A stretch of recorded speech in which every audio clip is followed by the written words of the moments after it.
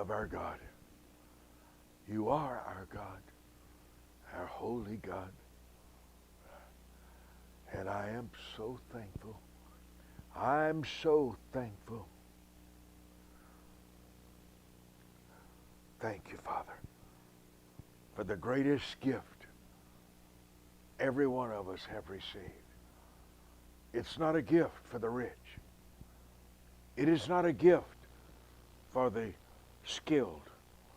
It's not a gift for the famous. It's not a gift that we even pay for. It's a free gift from you, the gift of time, heaven's best currency. We can invest 2 minutes in a prayer and change our world. The gift of time. Father, I ask you today to pour through me the ability to inspire attentiveness to this golden gift that we trade for knowledge. We exchange the gift of time for wisdom. We exchange the gift of time for everything that comes from you. We sell our time to a business owner for $17 an hour, $20 an hour, $15 an hour. We sell it to a lawyer for $400 an hour. We buy the lawyer's time for $400 an hour. Amen. Very stirred today about the gift of time. I want to talk about the time wasters in your life, the time killers in your circle. The greatest gift God ever gave you was the gift of time. And you trade time for experiences. You trade time for relationship. Time is the gold from heaven. God said, I'm going to give you time. You can invest it anywhere you want to. He doesn't give it to the wealthy and not the poor. He doesn't give it to white people and withhold it from the black person. He doesn't give it to the Indians and withhold it from the Germans. The gift of time. I own 13,000 books plus. That was the last time I counted them. If you sent me into a bookstore like Barnes and Noble to buy a book, and you would tell me you could only have one book, I would go to the manager of Barnes and Noble and I would say, where are your books on time management? That's my number one topic in my whole lifetime. That's the number one. I'll study time management before I study the rapture. I'll study time management before I study homes, houses, how to manage my time. And it's the fewest books you can find. You'll see 100 on history. You'll see 5,000 novels from different people. Louis L'Amour. But you won't find 50 books on time management, and almost none of them are any good. Have I ever written a book on time management? Not yet. I reference it throughout my books, but it's really hard to know how to present this topic. There are no good books. There are no great books, I should say. They're okay. I couldn't tell you one great book on managing time. I've wanted to talk about it a lot, but it's not a topic anybody wants to hear. But it's the number one gift from heaven, is the gift of time. It's an investor's dream. You can trade time for so many things. That's why the iPhone became so powerful. That's why the iPad made billions of dollars for Apple, because it bought back time. A very wealthy man, he was at 16 million, he's now down to 10 million, came to my office a few weeks ago. I've known him since I was about 26, 25.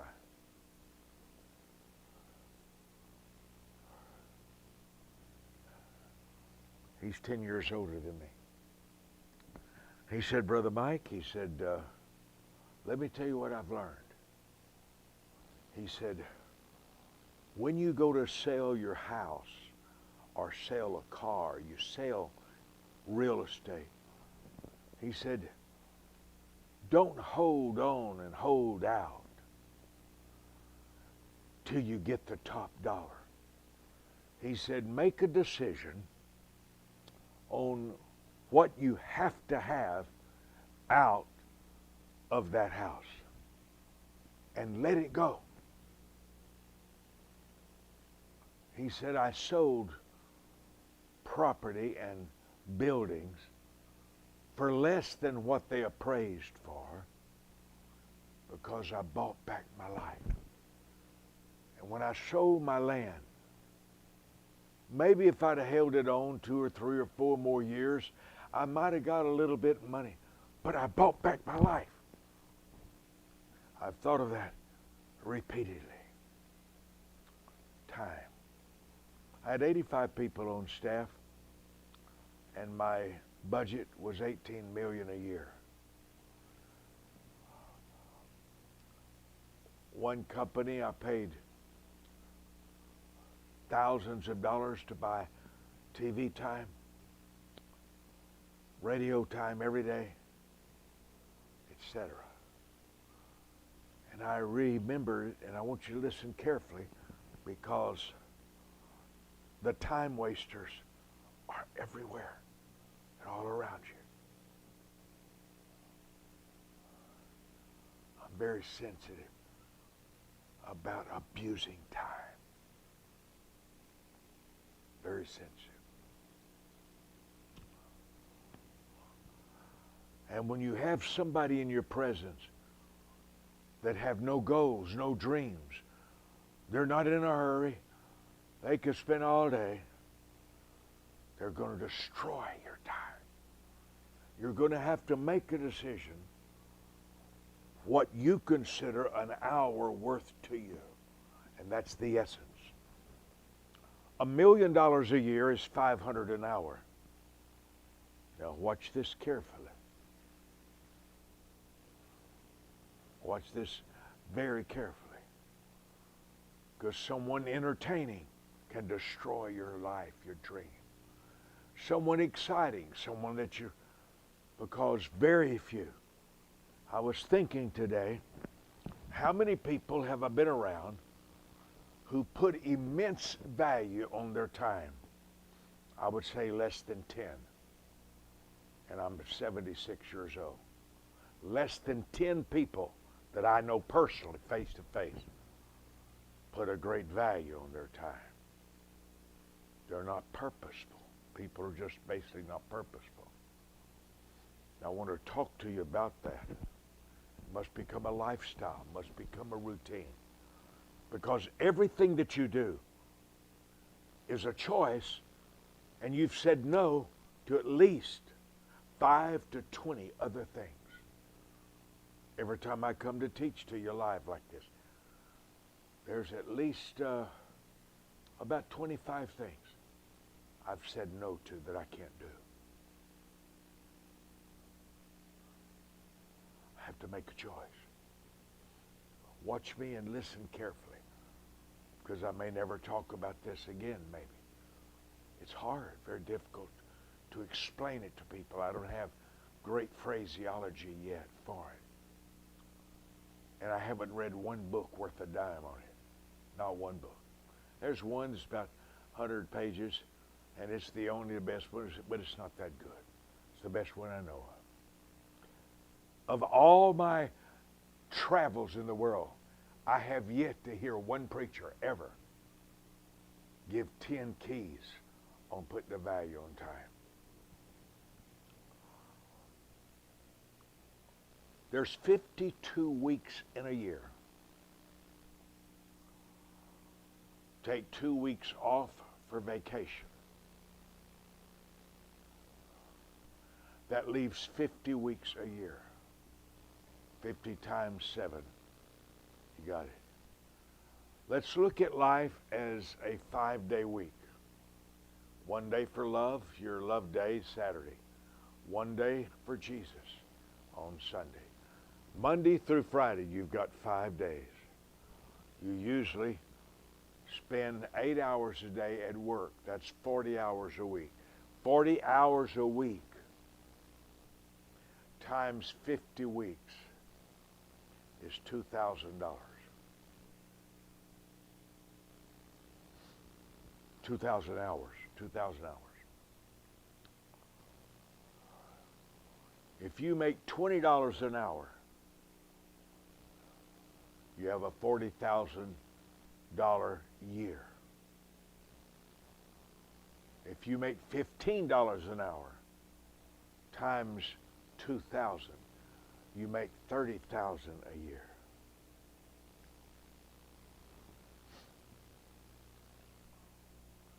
When I realized that my budget was $18 million, that meant I had to generate through my ministry, my teaching, my phone calls, my preaching, my traveling, $9,000 per hour. Per hour.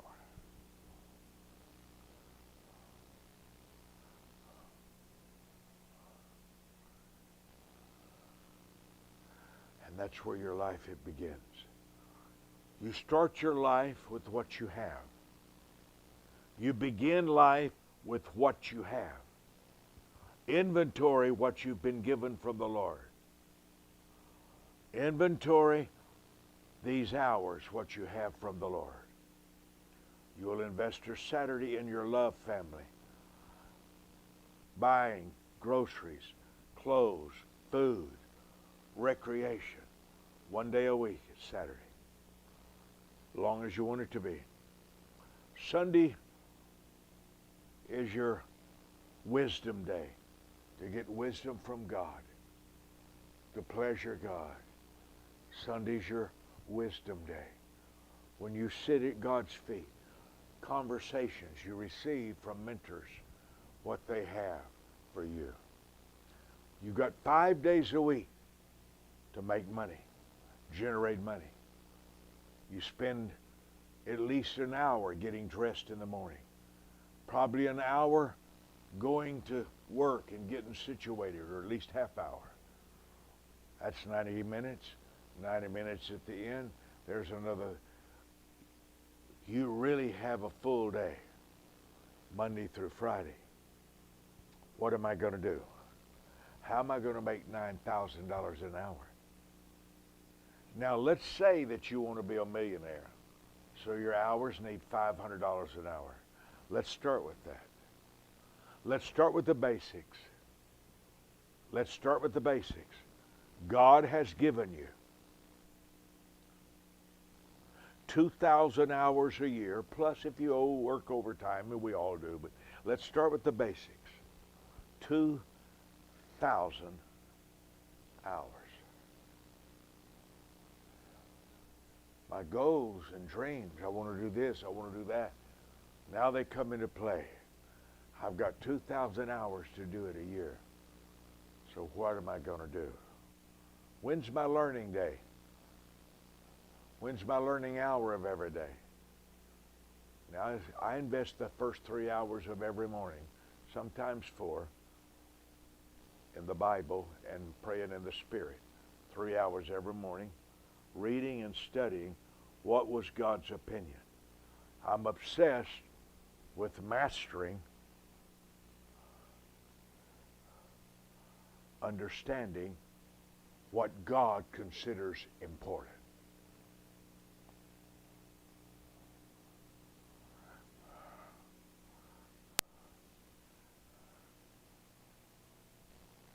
I'll start off with some memories.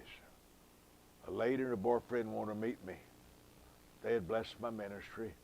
They came to my house talking. We want to take you out to eat. And they grinned because they thought that was going to be a dream of mine, to go to a restaurant.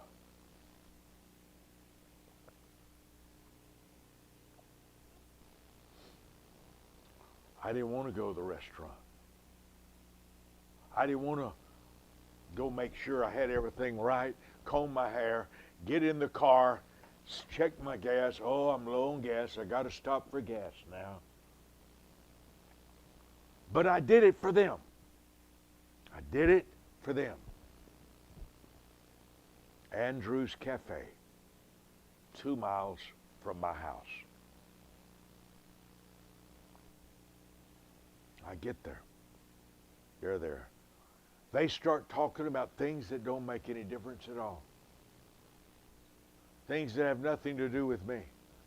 They begin to talk about things, and because I was trying to be gracious, I listened. And I abandoned all my goals and all my dreams. I left all my work, everything I was behind on, just to sit there at Andrew's Cafe.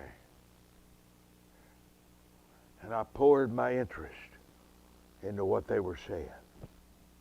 I abandoned it. One thing I learned from a very major person in my world years ago was always be wherever you are. Always be where you are. Always be where you are. Don't let your mind drift. I don't read emails while people are talking to me. I don't make phone calls while people are talking to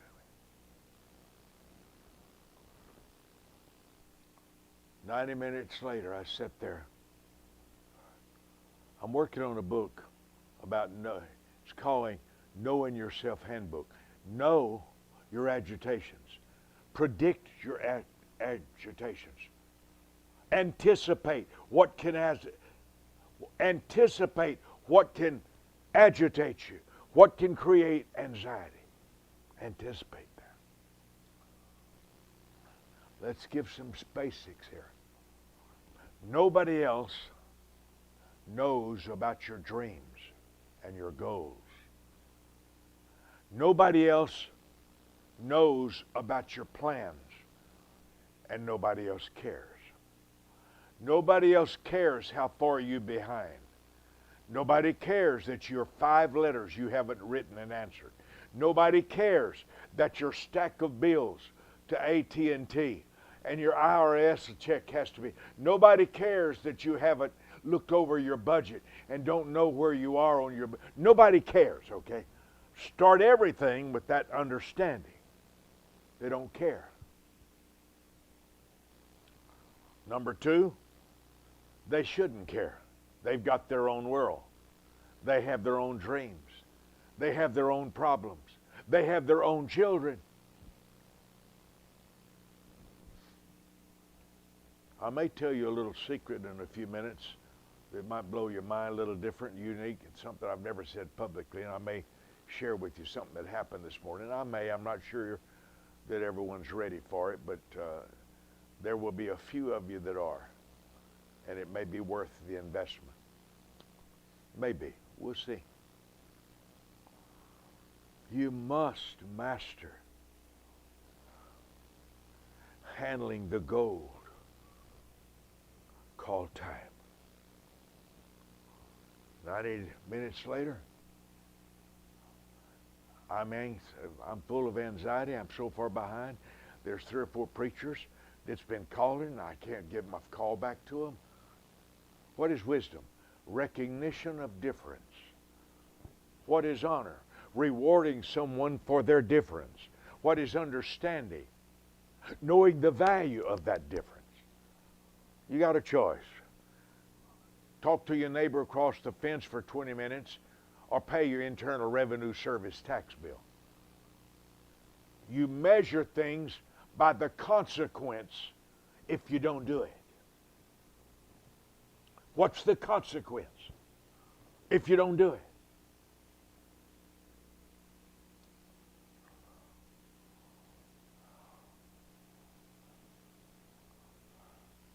I've never been around a poor person who valued time.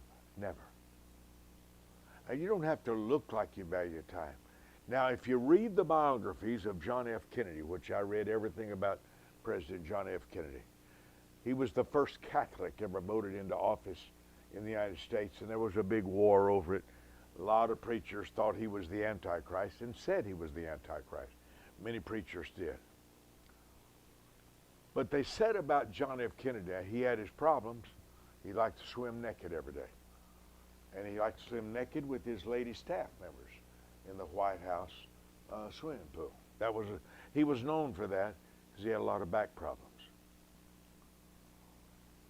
John F. Kennedy was known for always being in movement fast. They said every time you talked to him, he was in movement. Why? He had so much to do. He was so far behind. There's so much to accomplish. Now, when I realized that my time was $9,000 an hour, my bills, my budget, my bills, that's what my bills were. $9,000 an hour, 8 hours a day, 5 days a week, $9,000 an hour. I thought, wow, okay. So that couple cost me $13,500 besides the travel time. That hour cost me $13,000 an hour. I don't expect you to keep watching me on this because nobody cares about managing time. So if you hang up and stop watching me, I won't be angry because I actually haven't met but about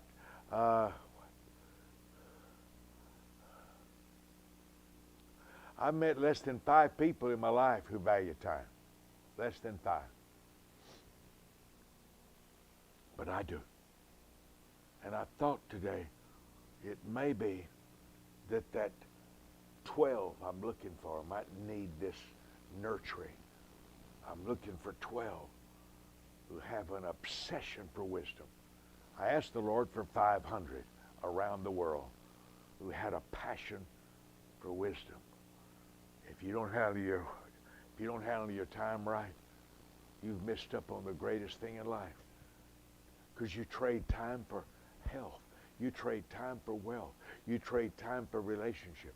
You trade time for knowledge. You trade time is the currency of heaven. You trade it for it.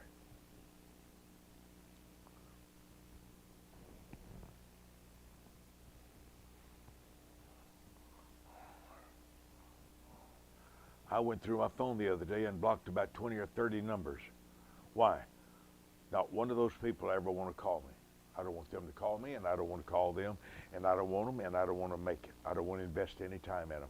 And if they're in front of me, you're going to invest time in whatever's in front of you. And anything can be unnecessary, and you'll still put time in it. You'll still put time in it. I could give you a whole knowledge of this. That's why I went to 4 cities and 4 states a day in one day. And met with partners in 4 states in one day. That's why I got my jet. I bought my 3 jets. It's for the sake of time. I didn't want to sit in an airport. Oh, I could make phone calls, which I did. And I could do this while I'm in the airport. But that's the whole goal of a jet. I'm not going to drive 8 hours somewhere when I can get there in 30 minutes in a jet. I'm not going to do that. If you're going to make your time count, you've got to identify the time wasters, or I call them the assassins of your time. Who assassinates your time? I had a relative one time come to see me. Used to work for me. He's a preacher. Want to come by and see you, man? Yeah. Well, I got to. He's related to me. I got to show him time. I've got to show interest. I couldn't tell you one sentence he's ever said to me in the many years he's been in our family. I couldn't tell you one sentence he's ever said that's memorable, usable, helpful, or makes you feel better. Couldn't take you one. And see, the purpose of conversation is knowledge, stop pain. The purpose of a conversation is to remove the waste from your life. Remove the unnecessary. Transfer delegation. And delegation's another world. Don't meet with someone in person when a telephone call is enough. Don't make the telephone call if you have an assistant who can make the phone call. Why wouldn't I pay my assistant $20 an hour instead of using my $9,000 an hour responsibilities? How do you measure the worth of your time? How do you do that? By your responsibilities. By your responsibilities. Who are you responsible for?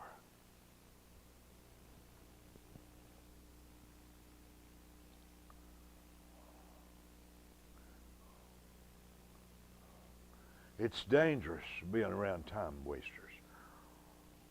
It's destructive to be around a time waster. You're going to multiply your stress.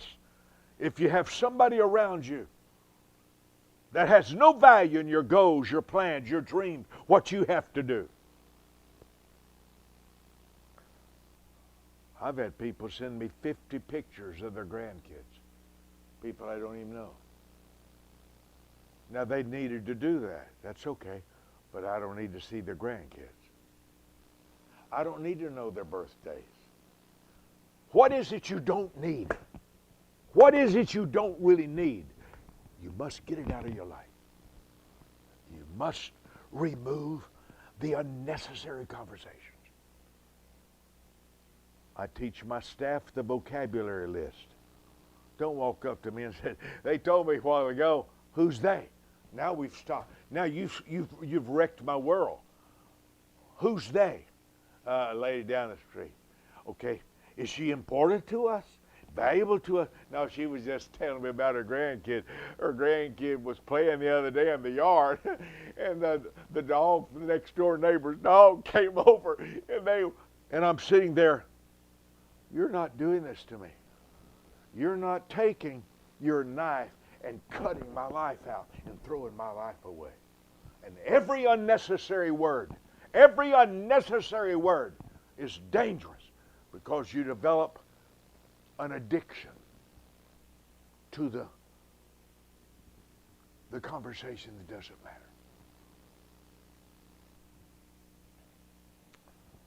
I listened there for 30 minutes. He had come and spent 2 days with his good buddy, one of his best friends. This is my relative.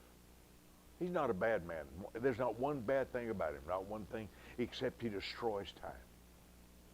He destroys anybody. He don't even care who he's talking to. Probably should buy a statue. Just give it to him. It might please him just as much. He needs no response. He just needs you to look and nod, and he's satisfied. Well, that's a pretty good guy. He's never asked me for a dime. I've given tens and tens of thousands of dollars, but he's never asked me for anything. And I've just paid all his bills for many years, maybe 40. But he puts no value on my time. Not one time did I ever sit with Oral Roberts, many hours. Not one time did he get up and say, I've got things I got to do. I was the one that got up because I cared about his time. I knew he had a huge ministry. He had to run it. I wasn't about, and he'd ask a question. When the question stopped, the conversation's over. When the information stopped, the conversation's over. There's a place for pleasurable conversation, but not conversation without a purpose. I move everything to the center of purpose and inbound. It's very very purposeful.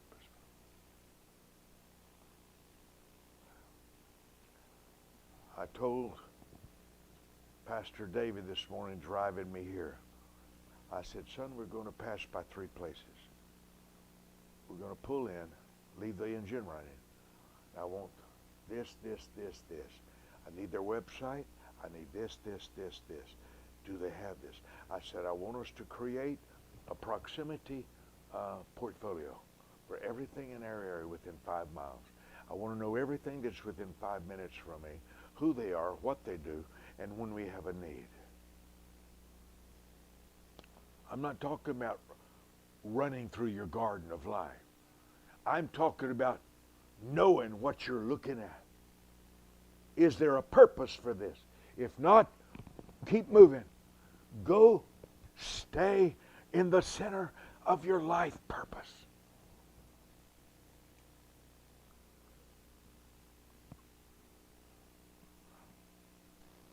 I've never been around a billionaire that didn't put value on his time. 40 pastors wanted to meet with Donald Trump when he was running for presidency. They were all black pastors in New York.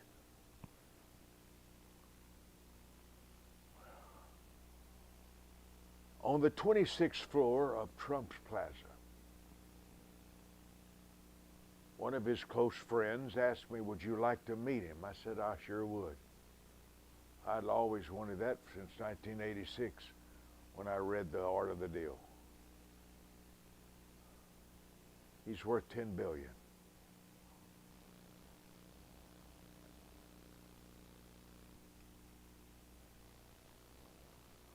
He's clever, very clever, very intellectual. His spiritual confidant, Paula White, is a protege of mine. I've known her since she's 18. I'm the first preacher who ever asked her to speak publicly. She's brilliant, she's smart, she's a very good woman of God. They were close. She wanted to know, etc., etc. I'm sitting there. He stops everything and he points at me across. I was about 6 people away from him. Said, Mike Murdoch, said, I watched you last night on TV. He said, I watched every single second you spoke to the very end. And he says, pretty good, pretty good. That's what he said, pretty good. But I'd come to meet him. I want you to get a picture of this. Here's a man who owns a skyscraper, several. This is a man worth $10 billion. 4 of the black pastors were very insulting to him. And he just nodded, scratched. But I think he looked at his watch about every 5-10 minutes. He kept looking. I've never been around a wealthy man that didn't keep looking at his watch. Never have. The number one difference between rich people and poor people is that rich people put a value on time. I've never met a poor person who put a value on time. Never. Never. Never.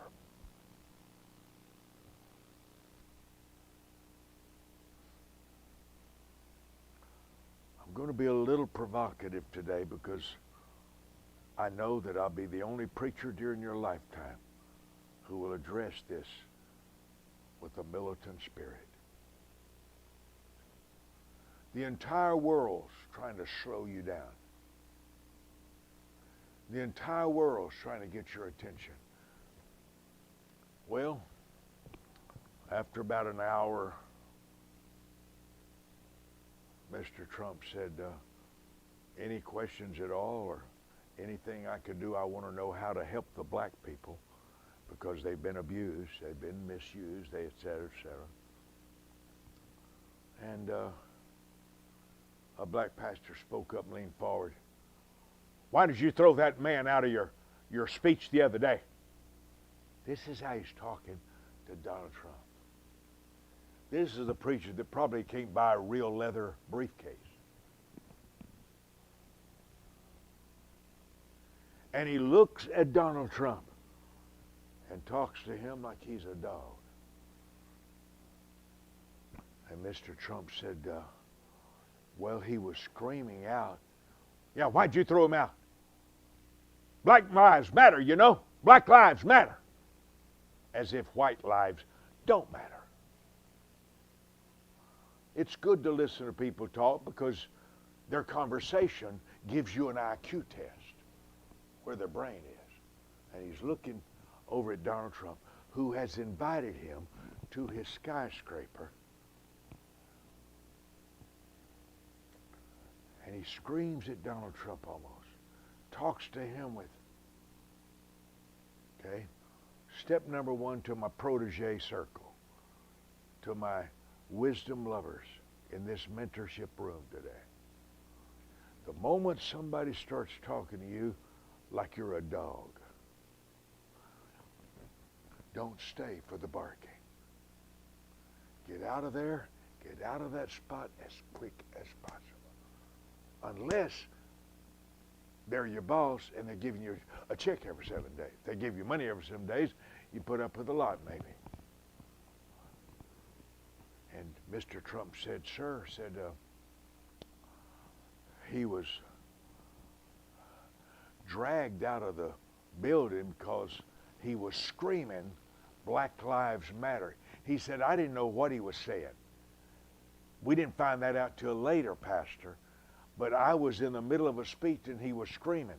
And it wasn't me that pulled him out of the building.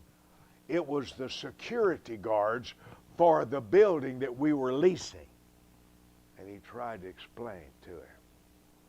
Let's get some things straight. What kind of person? There's people that just love to argue. There's the combative sound. There's the combative militant sound.